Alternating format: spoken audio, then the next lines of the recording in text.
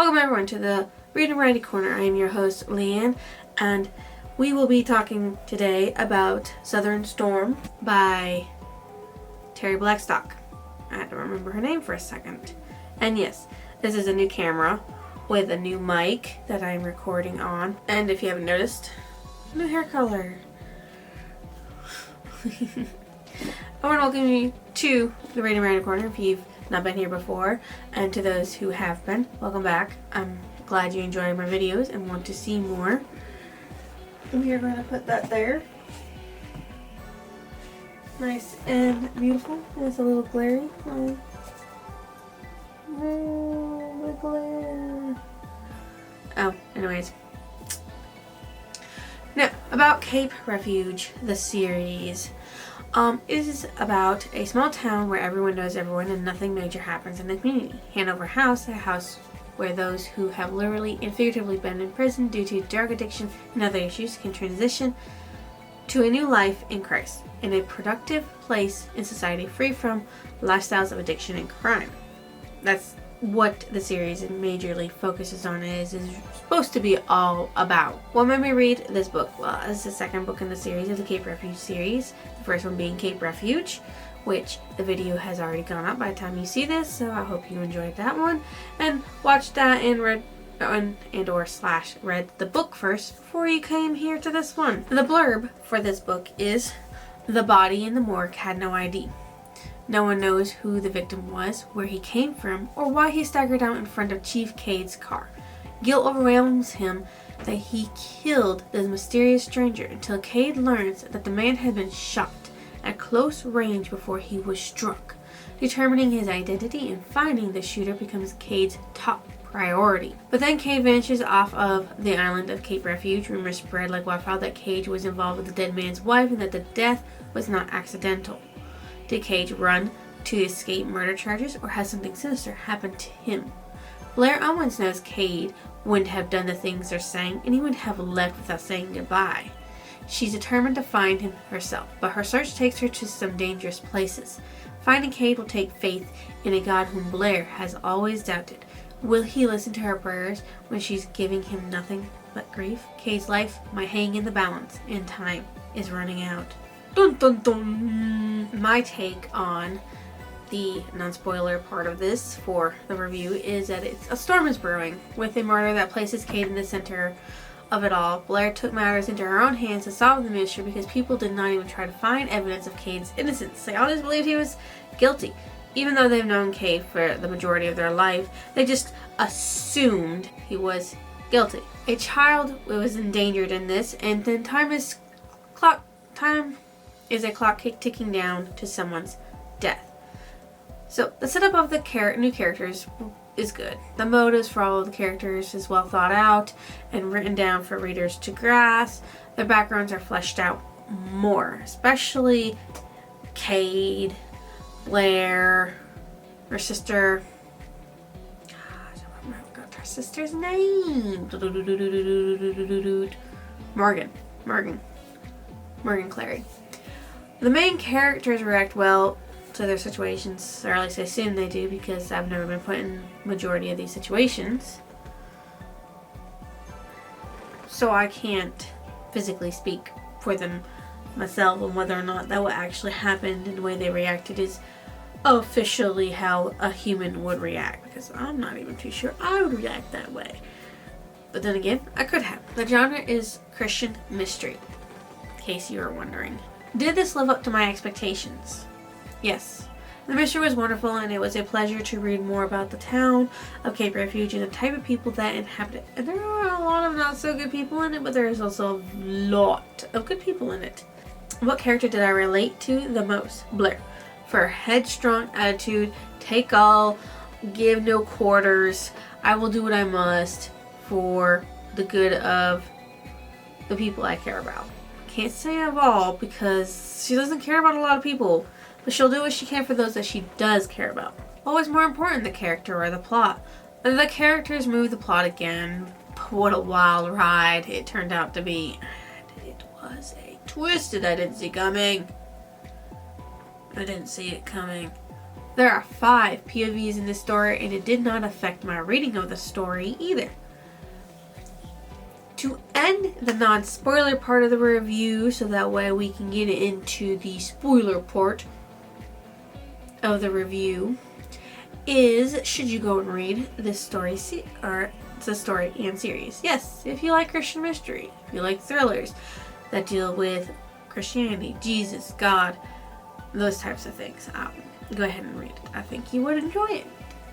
But if thriller mysteries are not your thing, or you don't want to read a story that has a lot of faith put into it in Christ and stuff, you do what you do. You believe in what you believe. I believe in God, and that's what I believe in. But if you don't, that's fine. You're good. You're Gucci. Am I even using that word right? I don't know. For everybody who doesn't want to be spoiled, say bye-byes, goodbyes, goes away. If you want to be spoiled, people, welcome to the spoiler review of Southern Storm. In the first few chapters, you meet the main characters, side characters, and the important recurring characters. Now, Mr. Clark, he had wanted out of the whole kidnapping babies and placing them with people who could not have children. That's what he and his wife and a detective were doing. They were taking babies from people who give birth to them, and they were giving them out to people who were paying them to find babies for them, and giving them, like, here, you pay me for this baby, here you go, here's a baby, I got you one. I mean, taking them from people that they thought didn't deserve the babies and sure shouldn't have the babies, and giving them out to people who they thought or who paid to have them find a baby for them. A little cray-cray, if you ask me. So, Ann Clark, husband of Mr. Clark, who was ran over by Cade after and detective, shot him. She was a kidnapper of Cade, and she also kidnapped another baby in the story. And Cade was injured severely, and he was dying, and she didn't care. Detective Hull, he's an FBI agent that was in on the kidnapping and selling them to people who could not have children. And he went along with the whole kidnapping of Cade and Cade dying, and he was trying to make Cade look bad and point the fingers that Cade was doing all the bad stuff and that Cade was involved in a lot of illegal activities to cover his own trail of being in on the illegal activities. You just cannot trust people. You cannot trust people. Karen Miller. She was a stray pregnant woman that was taken in by Morgan in a Hanover house. She gave birth to a son who was kidnapped by Ann Clark because Ann Clark didn't believe that Karen Miller, who was homeless and didn't have a job, should have the child and take care of said child because, a homeless woman obviously can't take care of children, which is not right. I mean, the mother should be given a chance to be able to provide for their kids, and Karen Miller went to Hanover House to have a home, to be able to get back on her feet, to be able to provide for her son, because it's what she thought was best, and she was right. It is what's best for the child. There are several POVs within the story, of course, in the third person narrative of it. There was Cade, Blair, Morgan, Sadie, and Joe McCormick. My favorite character was Blair, of course, because she stayed headstrong and faithful to what she believed in, and she wouldn't let anyone tell her otherwise. My most disliked character was Ann Clark for wanting to keep kidnapping innocent children from their family. Like, it's bad enough you killed your husband because he was in on it and he decided to dip, and you just still wanted to do it. And you didn't care. You didn't care that you were tearing women's hearts apart to give these children to other people. You didn't care at all about none of that. And you didn't care that you were destroying a man's reputation and basically letting a man die. It was told in chronological order. The language was appropriate for a Christian novel. There was good suspense when Cade was kidnapped and great foreshadowing when Anne was last seen with Cade, even if we did not know it was Anne at the time. And it was really good foreshadowing and suspense, because I mean, like, when Cade was kidnapped, you're like, oh my god, Cade, what's happening? He's injured, he's dying. At one point you think he does die because it just it's written that way. It just clenches at your heart because if you've read the first book, you're already invested in these characters, and reading the second book, you get even more invested in them because you learn more about them. The background of Anne Clark was explored well throughout the story, along with Karen Miller, who was the lady whose child was kidnapped that, Cade got accidentally involved with. The title of the book meant that a storm was on the horizon. Of course, they're based in the southern area, and thus a storm that was brewing because Anne Clark and Dr. Hull, Detective Hull, not Dr. Hull. Detective Hull was causing a storm over Cade and the kidnappings of children and trying to cover up. The cover of the book is showing rough seas and stormy clouds. There's a sea being a little rough right here. The sea's rough anyways, but still, this is about a good picture of it. What stood out as memorable was almost everyone believing the lies that Anne Clark and Detective Hull gave.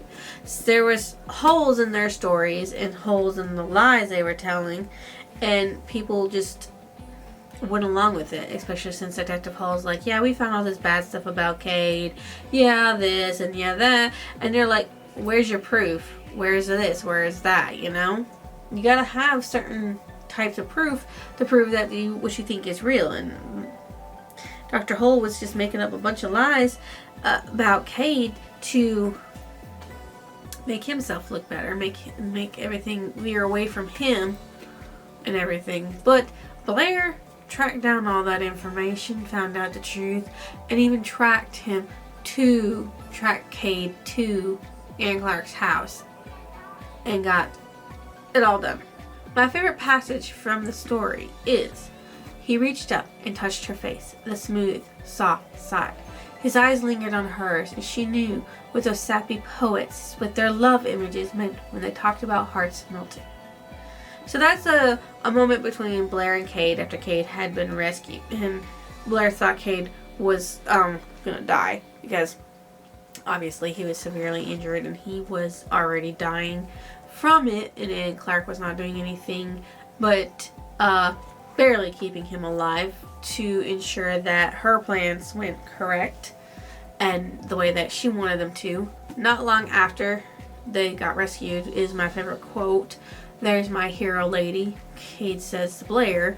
So, proving that, women can be heroes too. We might not be as tough, we might not be as strong as men, but we can be heroes too. We can do everything a man can do.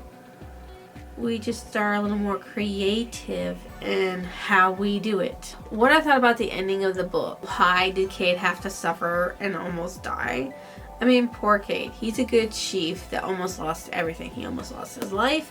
He almost lost his reputation. He almost lost his job. His job that he loves doing because of this. What book did it remind me of? Justifiable Means and Cape Refuge by Terry Blackstock, but that's only because those are the only mystery theories that I can relate to this as Christian novels, because I haven't read a lot of Christian mystery novels or thrillers like that.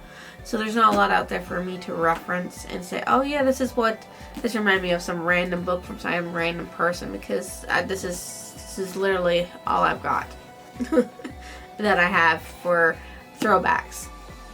Can't say nothing else. This book is part of a series called Cape Refuge, and it does have 4 books in it. I'm going to add this little tack on. I didn't do the others, but I've been watching more BookTube, and they've been tacking on like stars of what they think of these books should be. And I want to say this is like a 3.5. Only because it was a good mystery, it was a good thriller, yes, but it's not something I see myself going back and rereading. I don't see myself rereading it. I don't see myself wanting to pick it back up and getting invested back more into it, rereading how everything happened. I just don't see it. So that's why. I will see you next illusion.